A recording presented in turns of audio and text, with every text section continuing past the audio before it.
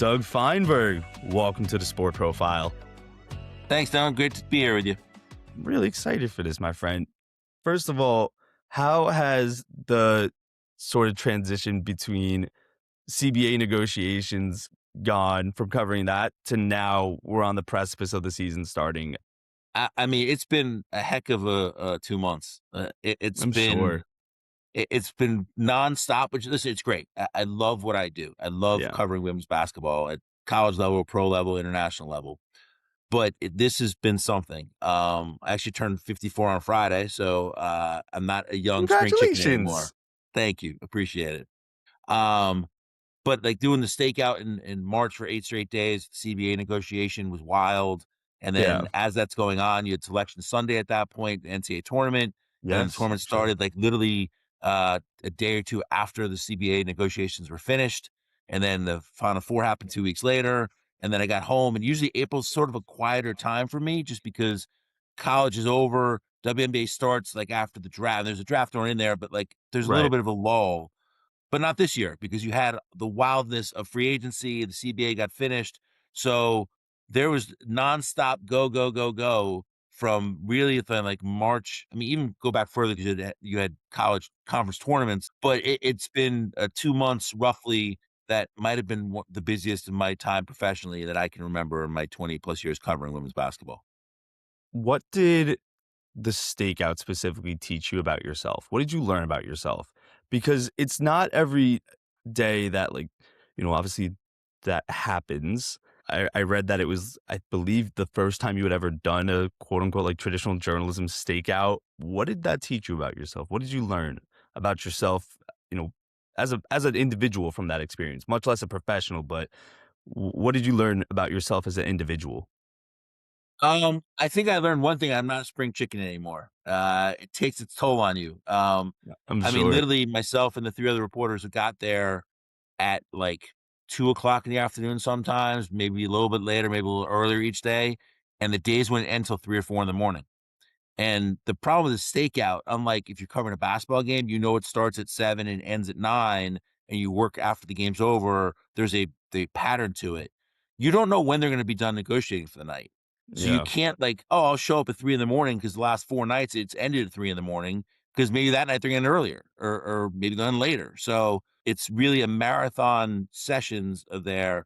It was fun. It was something I'd never done before. So I learned that it's fun to do different things at certain points. I mean, Sure. I've covered thousands of basketball games. I've written a zillion stories, but this was different and it was neat. To be honest, it was great having 3 other people there with me, Oh, with I'm Alexa sure. Philippou, Annie Costable, and Jackie Powell, with a couple other guest hosts that came by from time to time.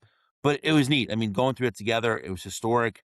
I've covered the league for 20 plus years now, on the court and off the court, but this was something different. This was historic, and it was all done. You're like, I was there for something that changed the way this league is. Transformational is the word that Yeah. Kathy Engelbert used and other people used, and it really was. I learned about myself that it was neat to do something new after doing this. I mean, I've been in the job for 30 plus years, but covering the league for 20 is something I'd never seen before.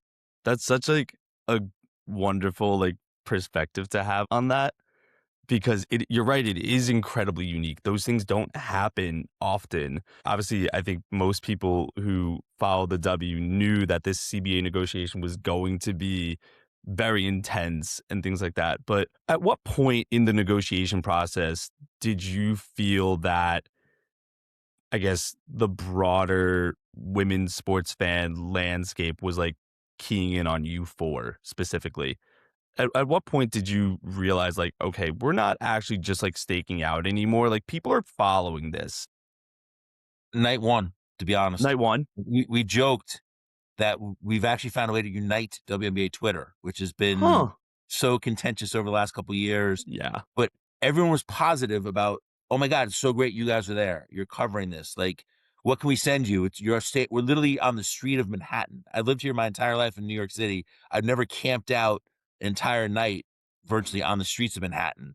And Yeah. it was different. I mean, we've told stories. I'll give you a quick one. Like, Please. we were in the hotel lobby, the Langham Hotel, the first night, and we didn't know what we were doing in a sense. Like, we thought we could just stay there in the lobby, not bothering anybody. We're just in our little area.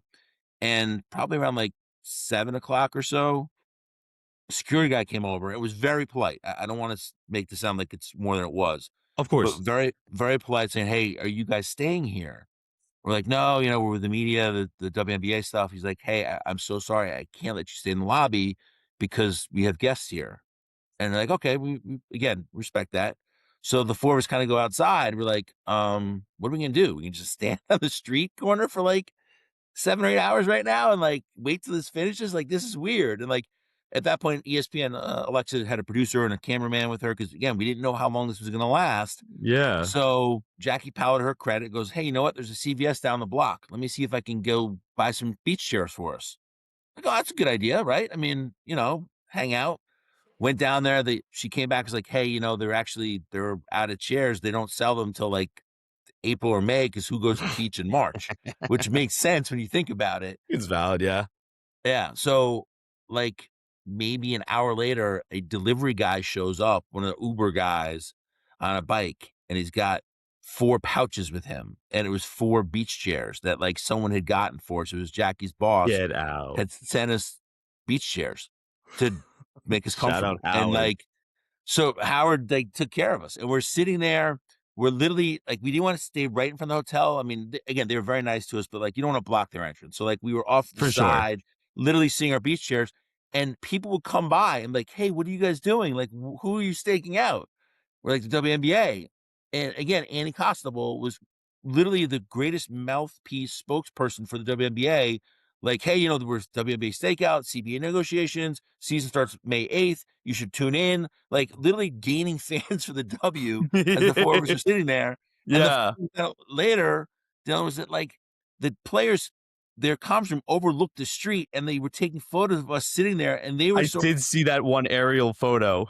right, that we were like, there's media paying attention to us staking out our CBA negotiations. So, like, that was just something neat. Again, people were paying attention on Twitter. Fans Yeah. came by. "Oh my god, I saw you guys and wanted to stop by. Do you need anything?" Like, it was a really a neat New York experience having lived here. That doesn't normally happen. You get Right. like people don't want to stop. They don't want to ask questions. They have their own things they're dealing with.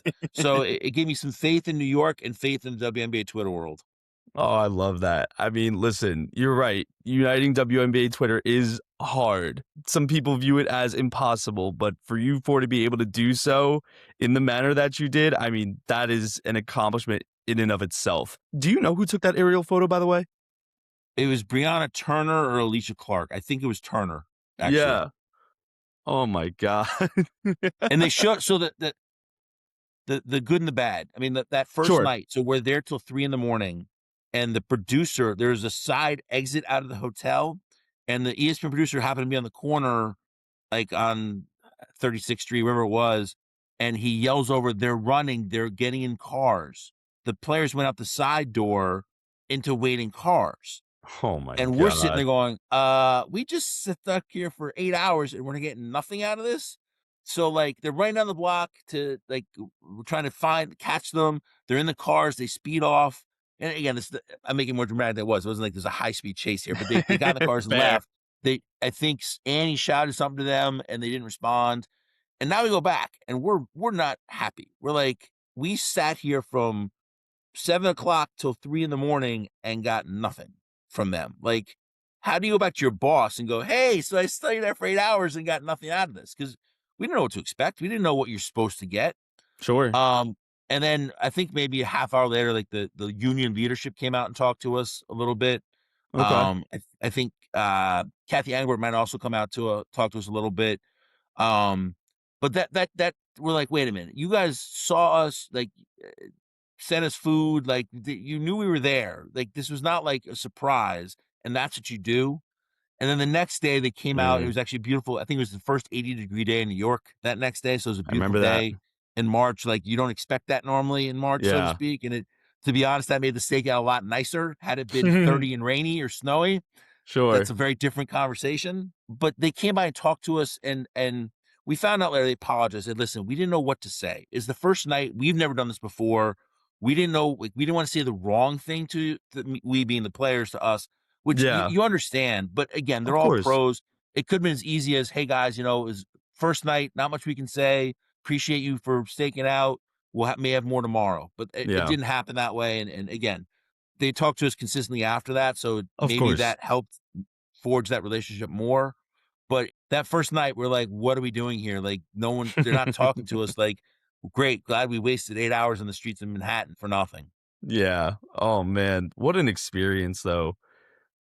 More broadly about your experiences with women's sports, why does it resonate with you so much? Why is that when you were progressing in your career? I know you've covered so much, but why do you think women's basketball and, women's sports has something that's really resonated with you? So when was in college at Columbia, I actually covered some women's basketball. I wrote for the school Good paper. I team did. too. Back then they were not. That back Well, then now. when I was at Columbia, yeah, now they're very good. Back then, Yeah. either my sophomore or junior year, they were actually over. They didn't win a game, which No it was bad. kidding. Yeah, it was really bad. Oh yeah, that's bad. Um, yeah, it's, I mean, talk about a turnaround in 30 plus years from where Sure. they are now to where they were is something. But they were not that. They were not the consistent Ivy League champion in the mix for NCAA tournament bids by any stretch at that point. Mhm. I covered them some, I did radio some, so I just was interested in women's basketball. A side part of my life, or I should say big part of my life, is I've also been coaching girls hoops in high school for the last 30 plus years also. So Amazing. I have the connection that I always liked coaching, and I Yeah. happen to coach women's basketball or girls basketball, and then track and field and cross country co-ed. So I've been around high school players, but women's basketball drew me to it because it was telling the undertold story. Back then, there Mhm. was maybe a handful of journalists covering women's basketball, and there was 144 pro players or whatever the number was at that point. Colleges, people weren't telling the stories outside of the UConn, the Tennessee, the top programs. I was drawn to it that way. I remember the first year I started covering it, a prominent coach. I went to a practice in New York, actually in Rutgers, not in New York, in Rutgers, and I basically was given like one sentence answers, like when I was asking Mm. questions, and I was like, "Huh." And it's like, well, who is this guy and why is he in our space now? Like, what does he really want to do? Does he want to cover the NBA? It's a stepping stone to the college men's basketball. Like, and I told the story. I'm like, I like the sport. I like telling undertold stories. And then eventually I'd be like, I coach high school girls. I'm like, oh, you coach high school girls? I said, yeah. I said, when are you sending us a player? I'm like, well, it's a private school in Manhattan. We don't send players to Division 1, let alone top 5 in the country. But I appreciate your faith in me. But then I'd be there the next year and like, oh, this guy's still here. I'm like, yep. 10 years later, I'm still there. And we joke about it. Like, remember when I told you, like, what are you doing? I guess I was wrong. I said, it's okay. No problem. I was a new guy in town. I understand Yeah, it and such. And I was fortunate enough to get inducted into the U.S. Basketball Writers Hall of Fame last year. I saw. And I told Congratulations. that story in my speech, and because it's resonated with me. I mean, I get it. There are people who, like, wanna come into sports, especially now, to jump in, make a name, and jump onto something bigger. But that was never my goal, never what I was interested in. I started with colleges. The guy who did it before me, Chuck Schaffner, who was a Mhm. friend and a great guy, retired. And I went to my boss. I said, "Hey, I'm interested in covering women's basketball." She's like, "Go for it." There was no like the AP, no like, hey, what can you bring? What are you gonna do? Yeah, go ahead. That'd be great. So started doing that. And then I covered my first Olympics in 2008. Another funny side note is the year earlier, I was running my first Selection Sunday show story. Hmm. And an hour beforehand, the Final Four was in Cleveland that year when Okay. Tennessee beat Rutgers for the championship, the infamous now with the Don Imus and that whole mess with Rutgers. Yeah. Um, after the fact. So my boss calls me an hour before the selection show. So the biggest story I have had to write in my young career at that point. Yeah. And she goes, "Hey, I'm just letting you know I'm not sending you to the Final Four." And I was like, "Okay." I'm like, I didn't even know it didn't really register at that point. I'm like, "All right." She said, "No, nothing you did, but we have a really good writer in Cleveland. This guy Tom Withers, who's since moved on from the AP, took a buyout a Mm. couple years ago. Really, really great guy, good friend of mine. But we have Tom Yeah. there, so we don't need you to go." And I was like, "All right." I mean, I didn't know what are you supposed to say to that. Like, boss goes, "Not sending you." I'm a level-headed person. I'm like, okay, I have a Of story to course. focus on now, so I can't be like kicking, screaming, and angry and whatever, emotional. So I'm like, okay, write the story. Fast forward 6 months later, she goes, calls me in her office, goes, "Hey, Doug." I'm like, "Hey, what's up, Terry?" And she goes, "I'm sending you to the Olympics to cover women's basketball." I was like, "Oh, okay, that's awesome. It's one of my dreams to cover the Olympics." She goes, Yeah. I want you to know you didn't sulk, you didn't pout, you weren't angry when I didn't tell you going when you told you weren't going to the Final Four 6 months ago." I was like, "I didn't think those were related, but okay." She goes, "You took it, you did your job, you did a great job with it, and this is, like, why you deserve to go."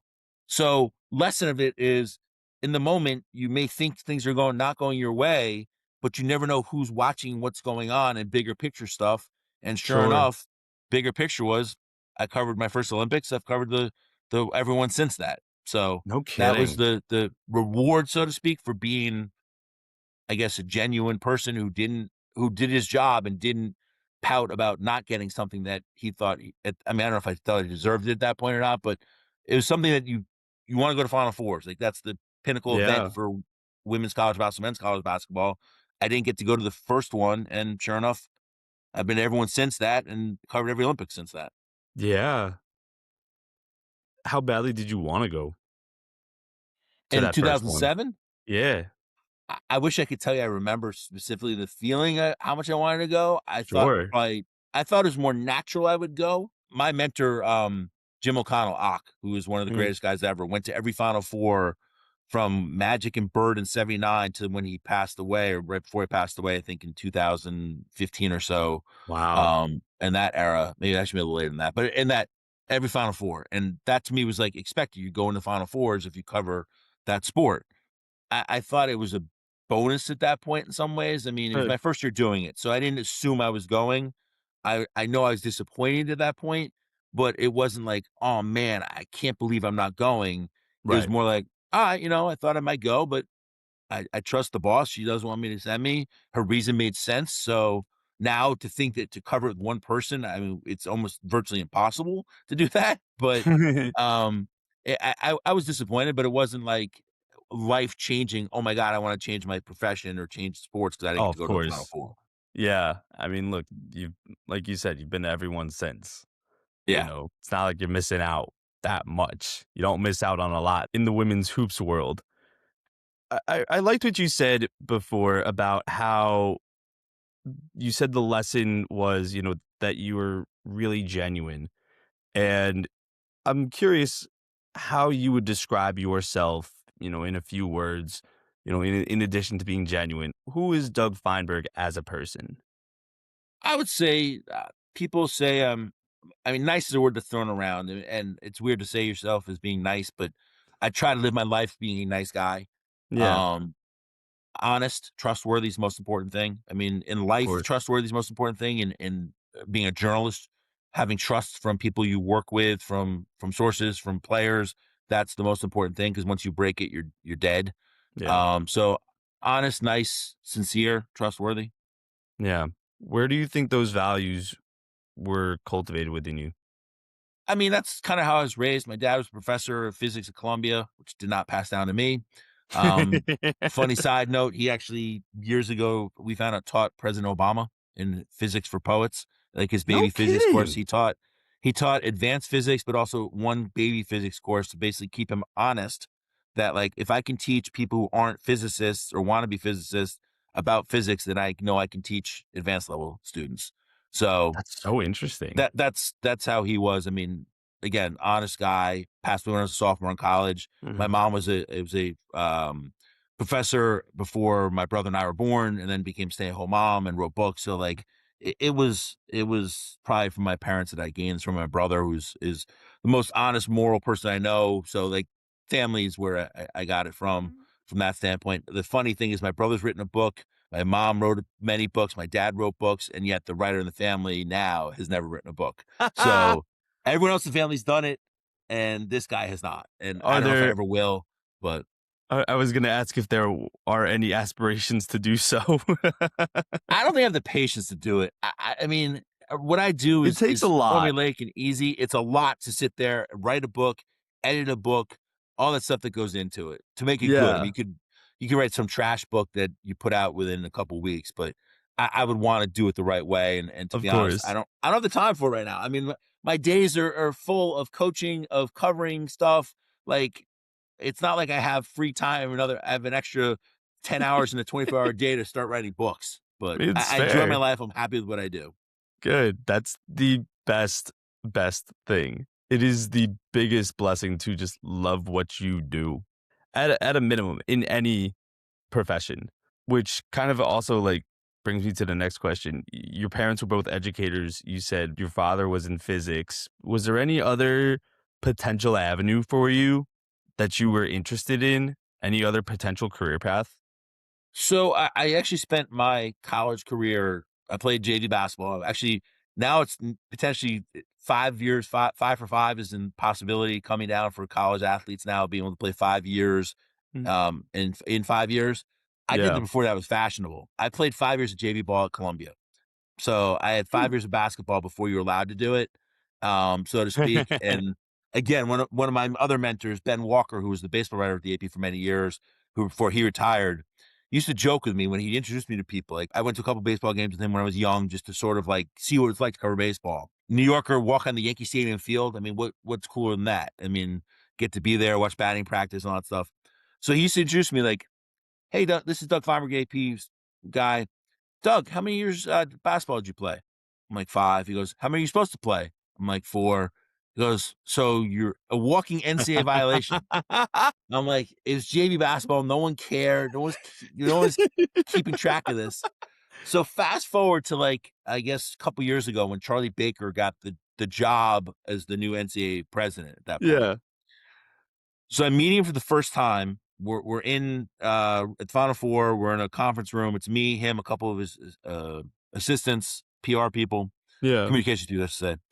And I showed him that it was year Caitlin Clark was the AP Player of the Year, and we did Mhm. this. I don't know if you saw this unbelievable video. We surprised players this way. Yeah. They had the kids at the Iowa Children's Hospital like talk about her, and she had no idea. And it was Yep. one of the most amazing things I've ever been involved with, and powerful videos and such. So I showed that to Charlie, and he starts tearing up. I mean, every time Oh, people saw this, they're like, "It was so emotional, so great." yeah, I So we're remember. done. I said, "Hey, Charlie, I have a funny story for you." So I told him the JV basketball thing. He goes, "Give me your phone." I said, "What do you mean?" He goes, "Give me your phone." He filmed a 30-second video off the top of his head, like literally absolving me of being an NCAA violation, and like a funny thing, like in talking to my to Ben, like not supposed to use his name, but like anyone who's got a problem with this, get off Doug's back. And it was awesome. It was terrific. And again, I just met him for the first time. That's And he hilarious. played basketball at Harvard, like he played freshman ball, like he understood the Ivy League. It just was an icebreaker thing that was incredible. And like Ben still shows it to people like on his phone, like how cool is this? So Literal it was a free neat, cameo.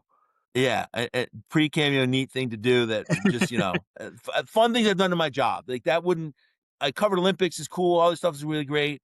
Final four, it's like that was a fun moment because it was Yeah, unscripted. It was meeting a guy who obviously is important for my job to know very and much have a so. relationship with, and he just was happy. I didn't even ask him. He's like, I got this," and I was like, "That was pretty cool." So So I understand the story correctly. You had told him about the story about 5 when you're supposed to play 4, and he correct. goes, "Give me your phone," and then just proceeds to He absolve might have you? said, "Pull your phone out and, like, film like, let's film this." So, like, it wasn't a cameo a selfie cameo, but Yeah, it yeah. was like I wouldn't say, "Would you film it?" It's like, "Would you" he's like, "Give me your phone, let's shoot something real quick. Like, I got this." So, That's yeah. great. What a way to humanize the guy. That's a Yeah, I mean, lovely story. that's the thing. I mean, listen, I know Kathy Engelberg got a lot of stuff thrown at her last year. Napheesa Sure. Collier's comments, and other players I've talked to, just she doesn't text them, doesn't like retirement, doesn't say, "Hey, happy retirement," or "Congrats to the Yeah. Hall of Fame." I get that, and I'm not disputing any of that stuff. I know I trust them, and each person's different. Sure. But when I got in the Hall of Fame last year for the basketball writer, she sent me a nice handwritten note saying, Oh, "Well wow. deserved, congratulations." So, like, again, humanizing people, like each person's different. I'm not saying that I deserve it more than any player who's retired, who's in the league. It just, to me, it's, I have to always say that, like, each person's different, each thing's different. You never know what's going on in somebody's life. I mean, you had the Nick Nurse thing the other day. No one knew that his brother had passed away, Yeah. the Sixers coach. And like, once that came out, it humanized some things. Like, you just never know what's going Does. on in somebody else's shoes until you talk to them, or walk in their life, so to speak. Yeah. So that's always something to remember. And again, everyone's got opinions on everything. To me, that's something that always stick with me, that I have a nice note that was maybe her PR person told her to do it, but she did do it. And Yeah. It always stuck with me something positive, and I try to find the positives in people. AP, we don't really write negative stories. That's not what the AP is by any stretch. You Yeah. always try to write the facts and see what goes from there. And I've appreciated that. And I think it's also helped build relationships with people because they know that we're not a Totally. gotcha. We're not looking for that clickbait headline that's going to get somebody. It's Yeah. here's what the facts are, here's what the story is, and it's your job as a reader to sort of figure out what you feel is right out of it.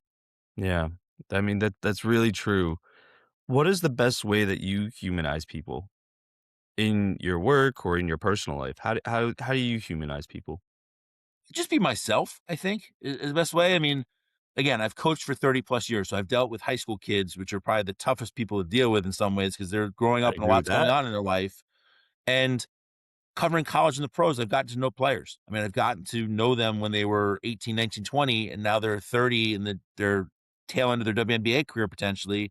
So there's Yeah. relationships. They've seen me at places. They've seen me at the Olympics. I was the only U.S. writer to cover the World Cup, the women's FIBA World Cup from 2010 through the current one. Like, Yeah. they see you there. Like, this guy cares. It's not like, oh, he's only there for the big events. Like, I'm there for training camp. I'm there for an off day. They're doing something for the community. I'm not there to write the story on it. I just might be there because I think it's a cool thing that they're doing that Sure. is worth being there for. And then maybe you write about it later. I mean, Tina Charles, who just retired the other day from the Yeah. WNBA, started a foundation, Hopi's Heart Foundation, for her late aunt who died. I wrote about it over a decade ago, first time. Went to the office and with her and such. It stuck with her all these years later. She's like, "You were there just to tell me that was important to me." I mean, Tina, you were there for that. And I respect that. And every time I always saw her, like, she was placing AEDs in schools, in gyms to start help save lives down the road. I say, how many did you do now? And she just got to 500 before she retired. And that to me was Wow. a really cool thing. And just relationships, building that and talking to her and talking to athletes about not just what went on the court, but what they're doing off the court just helps build relationships and trust and just get to know them as people and humanize isn't the right word because we're all humans, but like just get to know them as people more than just someone who scored 20 points the night before, I think is important. Yeah, no, I couldn't agree more. It's something I've certainly deeply, deeply, deeply value. And I think that it's a gigantic misconception that journalists are always out to quote unquote like write those gotcha stories. We want to build those relationships. We want to tell the authentic stories.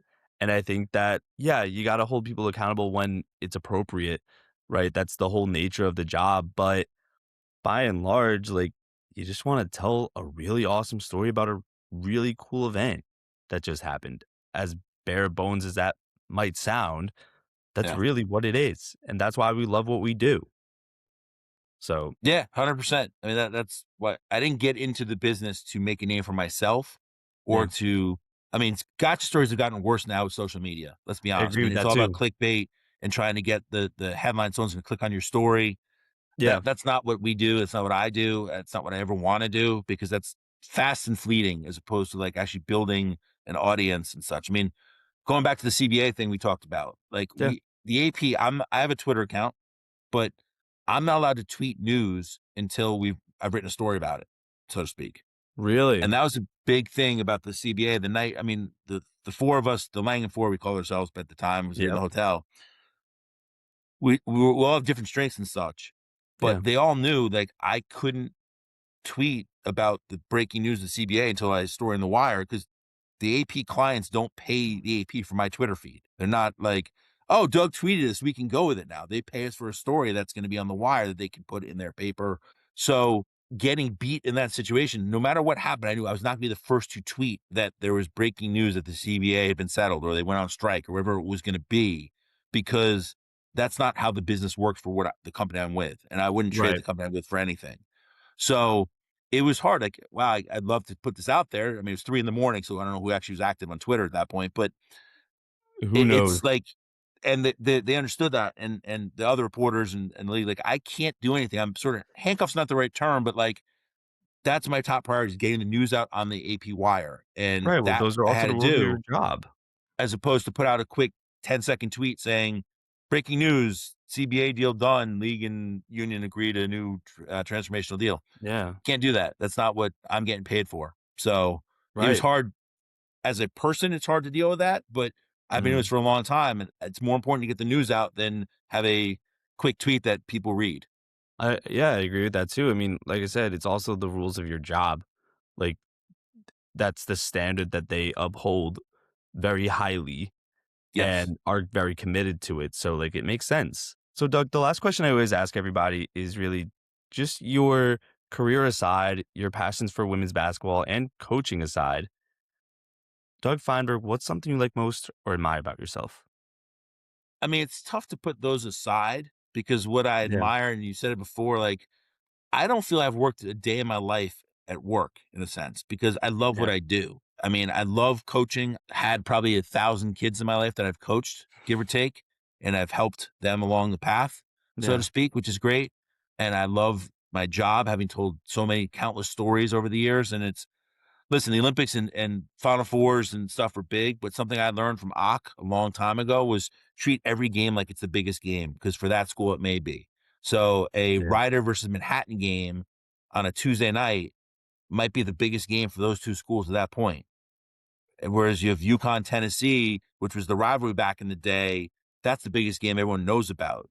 But if Sure. you treat them any differently, that's not fair to Ryder Manhattan to treat it any less than you would treat UConn, Tennessee. Just because there may not be as many eyes on it doesn't mean it's not as important to them. Yeah. So that I've tried to treat things fairly at work, and I appreciate going to games like that just as much as going to a giant game that's going to be on ESPN or ABC. So Yeah. that's something that I said, I love what I do. I've had the pleasure of doing what I do for over 30 years now, and I wouldn't trade it for anything. Going to big events is obviously very cool, but just going to anything to me is neat. And telling stories, as I started doing years ago, of undertold, even though there are more people telling those stories now, which I think is great. People are like, are you Yeah. jealous? Are you concerned? Like I said, no, I think it's great. Having more people with voices out there to tell more stories is a great thing for everybody. I So agree. that I've loved the rise of women's basketball in the last decade or so. Obviously, it's exploded the last couple of years, but that to me is really neat, and it's been great, and it's who I am. I mean, coaching and being a sports writer is part of my DNA now, and I wouldn't trade either of them for anything in this world. Absolutely. I love that so much. May we all continue to find those passions and continue to just love what we do whenever possible. Doug Feinberg, thank you so much for coming on. My pleasure, Don. Great to catch up with you. You too.